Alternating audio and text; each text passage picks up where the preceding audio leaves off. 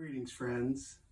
One of our understandings in the Methodist Church is that the sacrament of Holy Communion, or the Eucharist, as we sometimes call it, is an occasion where we come together and it is an act of community. So that is something that we feel very strongly about.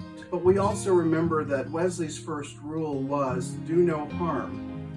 And so in this time of needing to be separate from each other so that we do not harm each other in ways that we might not know about by those who might be affected by the COVID-19 virus, we are staying separate until that time comes when we're allowed to be together again, which makes it hard because we're not able to share in this feast. And so we're inviting you this first Sunday of the month of May 2020 as we join together virtually, you in your homes and those of us who will be leading here in our sanctuary space in the CLC, to prepare communion to take at home, even though under normal circumstances we would ask that that be something that we do together in the presence of each other. And so I want to give you some tips on some things that you can do to make it a holy and a sacred time, a time when you can experience grace and you can experience community in the togetherness of our whole congregation as we are virtually connected, even if we are not physically in the same space.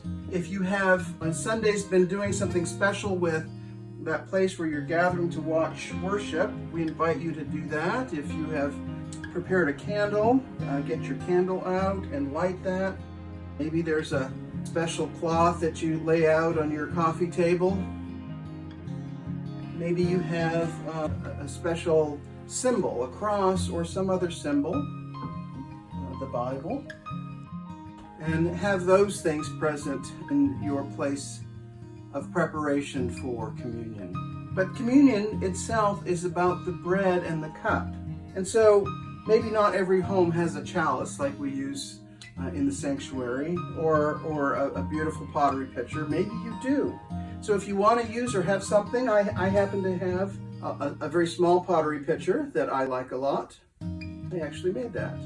You might use that to put your grape juice in, or maybe you have a decanter or something like that and you want to put your grape juice into that before, or maybe you want to share intinction with your family and to use a small bowl and to pour your grape juice into that before it's shared. Always, of course, wash your hands for 20 seconds. And then you might want to find a special way to present the bread. In the United Methodist Church, we don't have a particular requirement of any kind for how that bread is presented or what is done, but just that it is held and used in a holy and a sacred way. So maybe you have a fancy piece of china that you want to use, and perhaps you want to put out a beautiful loaf of bread, a whole loaf of bread there for your family.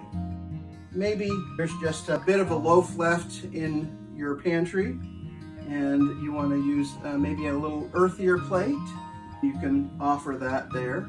Maybe it's just a regular dinner plate from your cupboard that you have, and you just want to take a roll or something and have that ready to break when the time comes. Whatever you do, prepare that in a way that reminds you that you are inviting Christ into your space, into your home, one of the guests at your table. Now for the juice, in the United Methodist Church, we drink grape juice, and so I want to remind you that if at all possible, Jesus talks about being the vine and the true vine. So this is why we use grape juice. This one happens to be a name brand and in a small little container.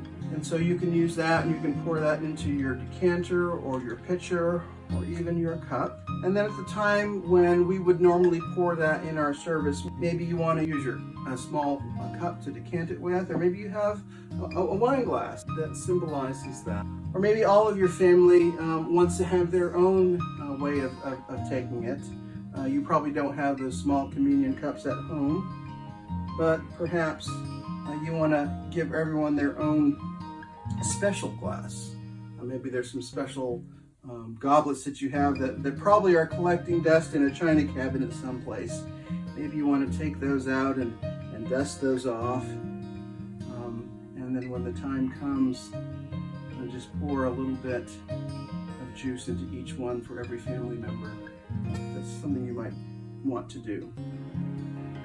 But whatever you choose, prepare it, have it ready, and then as we start our service, we'll be doing other things before we celebrate communion at the end, as is the tradition, but you'll want to cover it up. And so take a cloth, find something that's special or meaningful. This is a napkin that I brought back when my brother was married in Madrid. And so this is a piece of linen that was bought in Spain, and so that's special to me.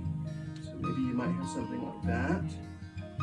Or just a regular napkin will do. And even if you don't have a piece of cloth, even just a paper towel or something like that, a clean dishcloth,